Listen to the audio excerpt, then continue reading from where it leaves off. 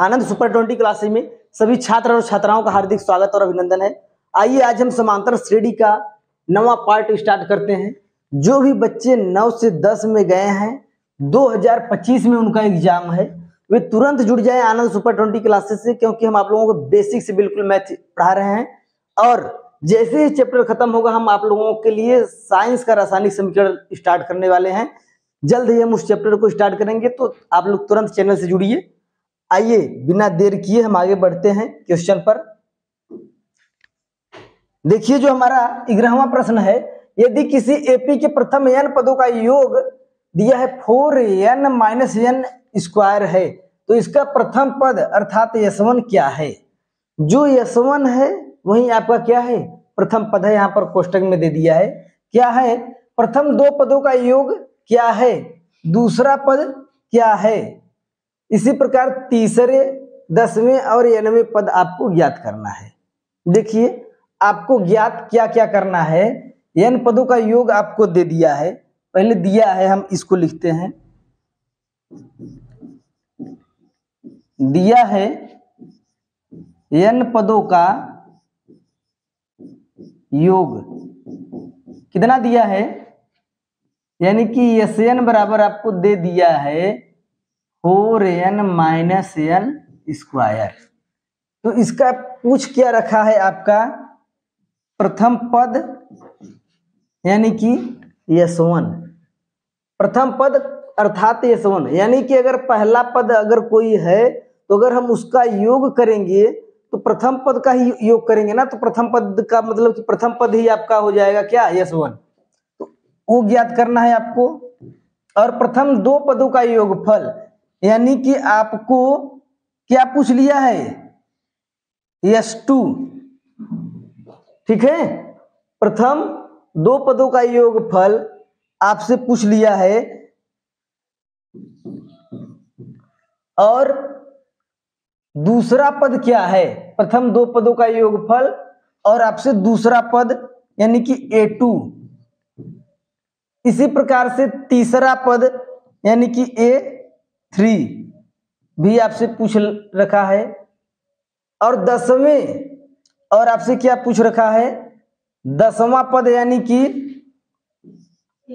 A10 भी आपसे पूछ रखा है। और nवां पद यानी कि An भी आपसे पूछ रखा है। इतना सब आपसे पूछा है, आपको n पदों का योगफल दे दिया है। उसके बाद हम ज्ञात करेंगे आपका क्या? पहला प्रथम पद यानी कि S1। आपको Sn बराबर इतना दे रखा है। तो देखिए अगर हम S1 ज्ञात करें तो इसमें हम n की जगह पर क्या रखेंगे? 1 रखेंगे। 4 × 1 - 1 का स्क्वायर, यानी कि जो आपका S1 है वही आपका क्या है? प्रथम पद है। तो S1 बराबर हमारा क्या हो जाएगा? ये 4 और 1 का स्क्वायर करेंगे, 1 ही होगा। और 4 यहाँ पर माइनस है ना, तो 4 - 1 करेंगे हम, कितना आ जाएगा? 3। यानी कि जो आपका प्रथम पद है इसी को हम क्या लिखेंगे? प्रथम पद है ना, यही आपका क्या है? प्रथम पद है। तो आपका एक तो आ गया प्रथम पद S1। एक कितना है आपका? 3 है, ये हम ज्ञात कर लिए। अब आपसे क्या पूछ रखा है? S2, यानी कि दो पदों का योगफल आपको बता। S2 ज्ञात करेंगे तो S2 बराबर हमारा कितना हो जाएगा? इसमें रखेंगे n का मान, तो 4 × 2 - 2 का वर्ग, यानी S2 बराबर हमारा 4 दूना 8 और -4। ठीक है, हम 2 का वर्ग कर देंगे। 2 का वर्ग कितना होगा? 4 हो जाएगा। तो यहां से हमको कितना प्राप्त हो जाएगा? 4। यानी S2 जो हमको प्राप्त हुआ, दो पदों का योगफल, वो कितना है हमारा? 4 है। अब देखिए हमसे A2 पूछ रखा है, और जो आपका S2 है वो दो पदों का योगफल है। S2 बराबर क्या? पहला पद प्लस दूसरा पद, यानी दो पदों का योगफल ही है ना। और दो पदों का योगफल हमको कितना प्राप्त है? 4 है। तो इसकी जगह पर हम 4 रख देंगे। और A1 हमको पता है कितना है?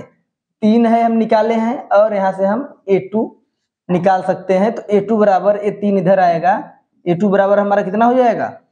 1 हो जाएगा। समझ में आया कि नहीं? S2 हम लोग निकाल लिए हैं, S2 हमारा आ गया है 4।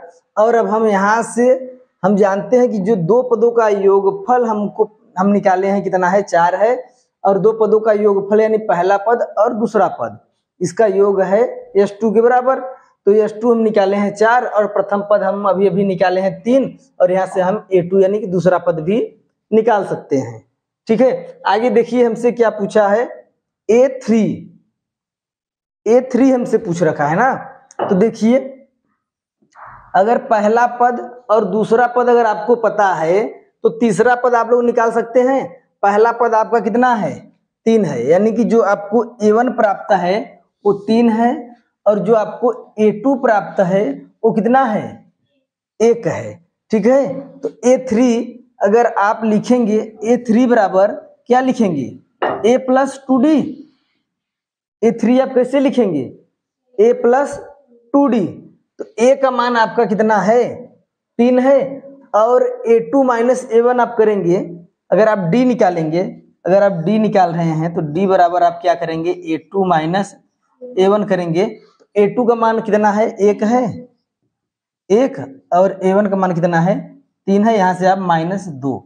तो अगर आप तीसरा पद निकालेंगे तो A3 बराबर, तो A का मान कितना है, 3 प्लस 2 गुणे D का मान कितना है, -2। तो अब देखिए 3 माइनस 4 कितना हो जाएगा हमारा, तीसरा पद -1। समझ में आया नहीं, ये जो हमारा तीसरा पद होगा वो कितना होगा, -1 हो जाएगा। यानी कि आप दूसरा पद निकाल चुके हैं 1, ठीक है, और S2 आप निकाल चुके हैं कितना, 4 प्राप्त हुआ है, और A3 आप निकाले हैं कितना, -1। ठीक है, और आपसे A10 यानी कि 10वां पद आपसे पूछ रखा है यहाँ पर। तो 10वां पद आप लोग क्या निकालेंगे, A प्लस 9D करेंगे। तो देखिए A10 हम यहाँ से करते हैं, A10 बराबर हो जाएगा A प्लस 9D, यानी कि जो 10वां पद आप लिखेंगे, A का मान आप लोग देख रहे हैं 3 है। देखिए A का मान 3 है यहाँ पर, और D का मान कितना है, -2 है। तो जो आपका 10वां पद होगा 3 प्लस 9 गुणे -2, तो यहाँ से हमको प्राप्त हो जाएगा 3 प्लस 9 दूना 18, -18 आएगा यहाँ से। ठीक है, -18, यानी कि जो हमारा 10वां पद होगा वो कितना होगा, -15। और क्या पूछ रखा है आपसे, AN पूछ रखा है आपसे, AN। तो देखिए हम AN निकाल ले रहे हैं। AN बराबर होता है A plus N minus 1 into D। AN बराबर A का मान कितना है हमारा, 3 है, प्लस N माइनस 1, D का मान कितना है, -2। तो जो हमारा Nवां पद होगा 3 प्लस कितना हो जाएगा, ये अंदर हम गुणा करेंगे इसमें, तो -2N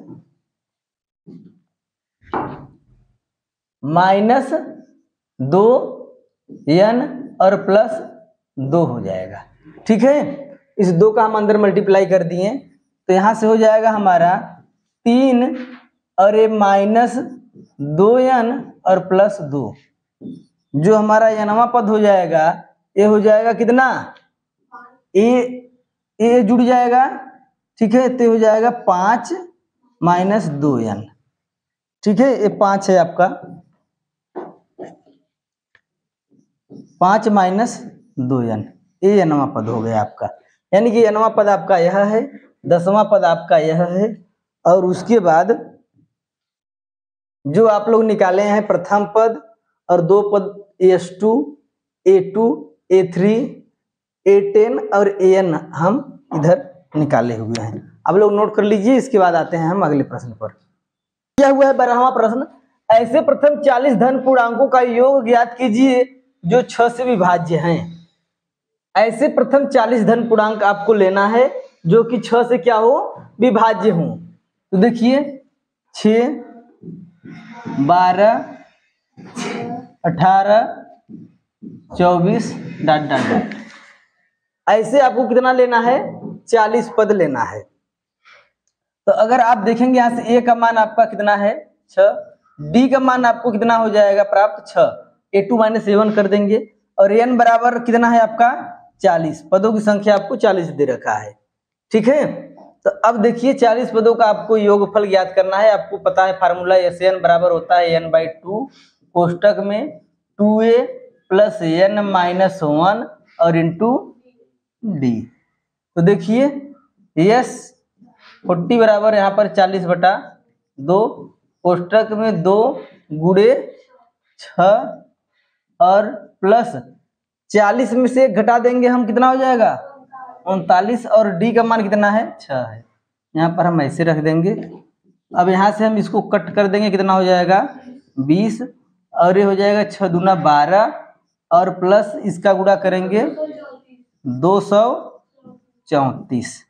अब इसको आप ऐड करिए, देखिए कितना आ रहा है। तो यहाँ से 20 और गुणे ऐड कर दिए 4 2 6 और ये 3 1 4 और 246। इसका हम अगर इसमें मल्टीप्लाई करेंगे तो कितना आएगा 4920। अतः यह जो श्रेणी है इसके 40 पदों का योगफल, ये जो श्रेणी है इसके 40 पदों का योगफल हमको कितना प्राप्त होगा 4920। आइए हम बढ़ते हैं अगले प्रश्न पर। देखिए हमारा अगला प्रश्न दिया हुआ है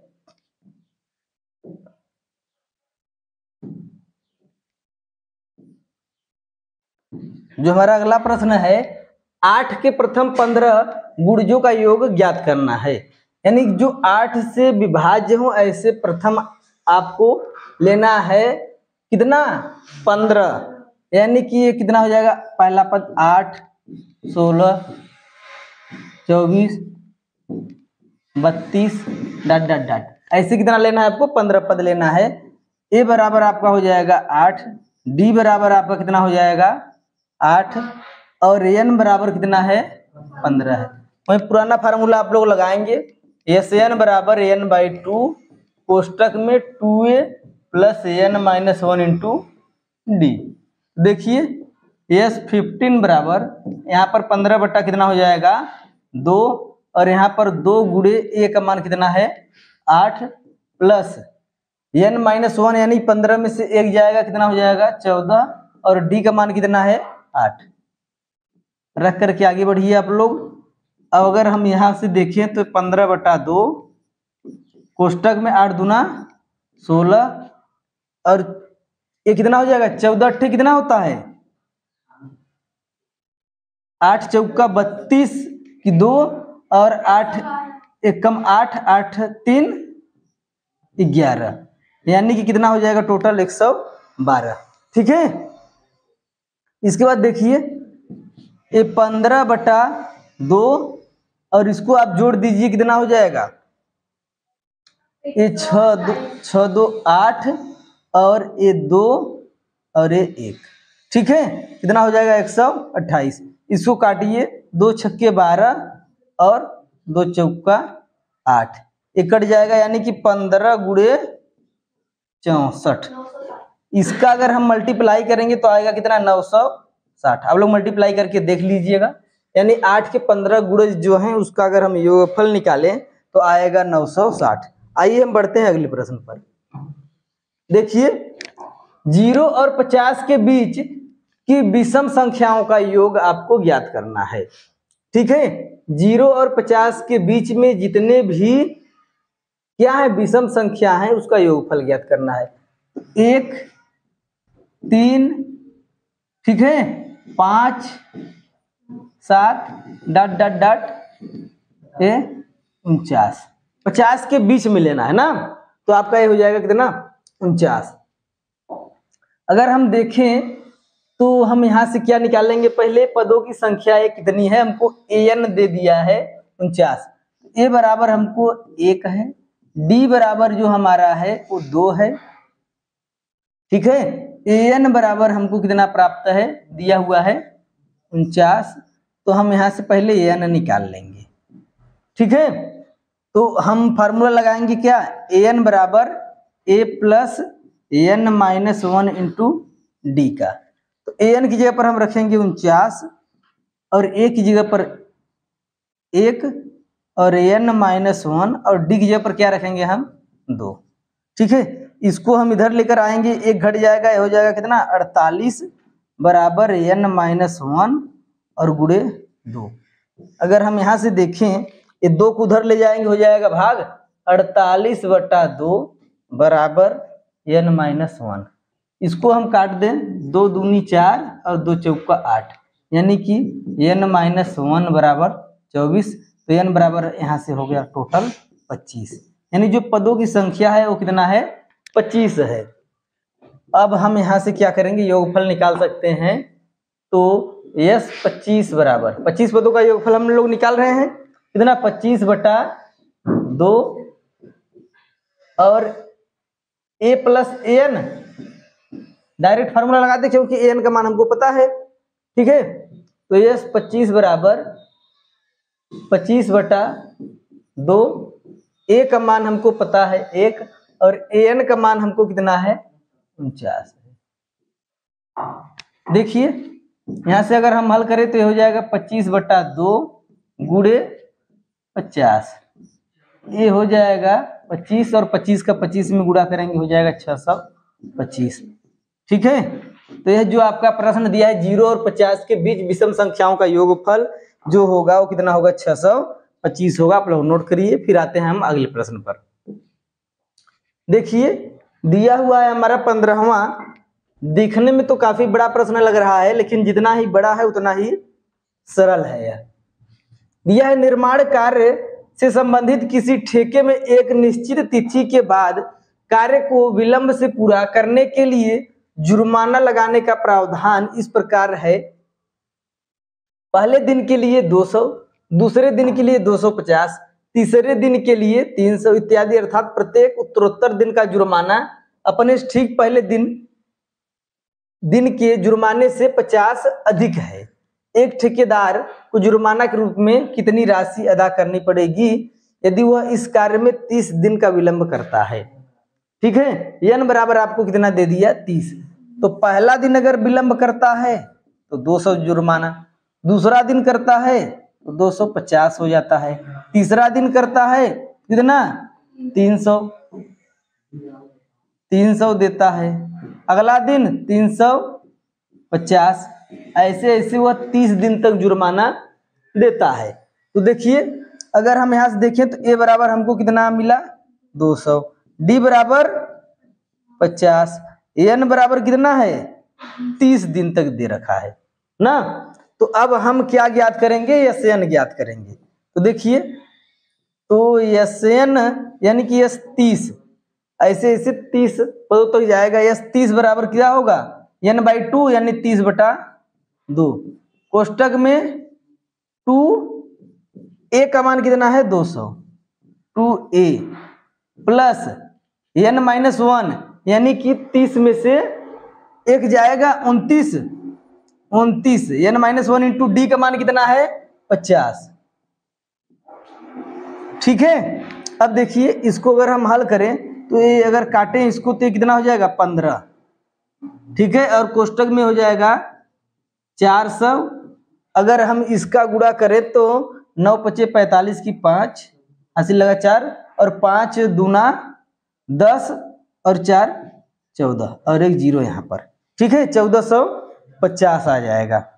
अगर हम 1450 में 400 जोड़ दें तो 14×4 = 1850 हो जाएगा। ठीक है, तो 15 यानी यस 30 बराबर 15 गुणे 1850। तो यस 30 बराबर 1850 में आप 15 का मल्टीप्लाई करिए, कितना प्राप्त हो रहा है 27,750। ये आप लोग मल्टीप्लाई करके देख लीजिएगा। जो 30 दिनों का जो जुर्माना है वो श्रेणी जो बनेगा उसका अगर हम योगफल करेंगे तो प्राप्त होगा 27,750। देखिए प्रश्न तो देखने में इतना लंबा लग रहा है लेकिन सॉल्व आप इतने में ही कर लिए। आइए हम बढ़ते हैं अगले प्रश्न पर। देखिए किसी स्कूल के विद्यार्थियों को उनके समग्र शैक्षिक प्रदर्शन के लिए 7 नगद पुरस्कार देने के लिए 700 की राशि रखी गई है। यदि प्रत्येक पुरस्कार अपने से ठीक पहले पुरस्कार से 20 कम है तो प्रत्येक पुरस्कार का मान ज्ञात करना है। देखिए, यानी कि पहला जो पुरस्कार है और उसके आगे का जितना हम पुरस्कार करेंगे वो 20-20 कम होता जाएगा, और ऐसे ही कितना है उसका योग जो है वो 700 के बराबर है, और पुरस्कारों की जो संख्या है वो कितनी है, 7 है। यानी n का मान आपको कितना दे दिया है, 7 दे दिया है। तो देखिए, जो पहला पुरस्कार पाएगा विद्यार्थी वो A है, और जो दूसरा पाएगा इससे 20 कम यानी कि A माइनस, अगला जो पाएगा A माइनस कितना 20, इससे भी कम करेंगे 40, अगला जो पाएगा A माइनस 60। ऐसे ही आपको टोटल 7 पुरस्कार तक ले जाना है। समझ में आ गया नहीं? तो अगर हम देखेंगे यहां से तो A1 जो पहला पद है वो A है, और जो हमारा D प्राप्त होगा इसमें से हम इसको घटाएंगे तो कितना प्राप्त होगा, -20। आप इसमें से -A करेंगे तो माइनस A कैंसिल आउट हो जाएगा, D का मान आपको कितना प्राप्त हो जाएगा, -20, और N का मान कितना है, 7 है, क्योंकि 7 विद्यार्थियों को पुरस्कार दिया जा रहा है। ठीक है, तो प्रत्येक पुरस्कार का आपको मान बताना है। तो आइए हम देखते हैं, और जो इसका योगफल दे रखा है पुरस्कार का, यानी कि S7 SN की अगर हम बात करें कितना है, 700 है। तो आइए हम फार्मूला लगाते हैं। S7 बराबर 7/2 कोष्टक में 2, A का मान कितना है, A है, A1 जो प्रथम पद है वो A है, 2A प्लस N माइनस 1, यानी कि N का जगह 7 है, 7 में से जाएगा 6, N माइनस 1 इंटू D का मान कितना है, -20 है। तो देखिए S7 की जगह पर कितना है, 700 दिया हुआ है। तो देखिए यहां से अगर हम देखें तो 7/2, ठीक है, और ये हमारा है 2A, और इसका मल्टीप्लाई करेंगे तो 6 दूना 12 यानी कि -120 हो जाएगा। हम यहाँ से 2 अगर कॉमन ले लें तो ये हो जाएगा आपका 700 बराबर 7/2 गुणे 2 कोष्टक में A माइनस 60। ये हमारा हो जाएगा कैंसिल आउट, और ये 7 भी कट जाएगा तो इधर हो जाएगा कितना, 100। यहाँ आप लोग समझिए थोड़ा सा, इधर हो जाएगा आपका 100 बराबर बचेगा क्या, A माइनस 60, ये इधर जाएगा जुड़ जाएगा, यानी A बराबर कितना हो जाएगा, 160। यानी जो प्रथम पुरस्कार पाता है वो कितना पाता है, 160 रुपया पाता है। ठीक है कि नहीं? ये जो श्रेणी बन रहा है आप लोग ऐसे श्रेणी 7 तक बनाइएगा। अब आप यहाँ से प्रथम पुरस्कार निकाल लीजिएगा, A है 160 रुपया, और अब 160 में से आप क्या करेंगे, 20 को घटा देंगे, हो जाएगा 140, और यहाँ फिर घटाएंगे 160 में से 40, 120, अब यहाँ 160 में से 60 घटाएंगे 100, ऐसे ऐसे आपको 7 पदों तक ले जाना है। अब वहां से सभी विद्यार्थी जो पुरस्कार पाए हैं उसका मान आप निकाल सकते हैं। ठीक है, आप लोग इसको नोट कर लीजिए। इसके बाद हम मिलते हैं, 4-5 क्वेश्चन और है, और उसके बाद हम मिलते हैं अगले वीडियो में आप लोगों से। अगर आप लोगों को वीडियो अच्छा लगे तो आप लोग लाइक करिए और चैनल को सब्सक्राइब करिए। जल्द ही आप लोगों से हम मिलते हैं रासायनिक समीकरण का चैप्टर लेकर के।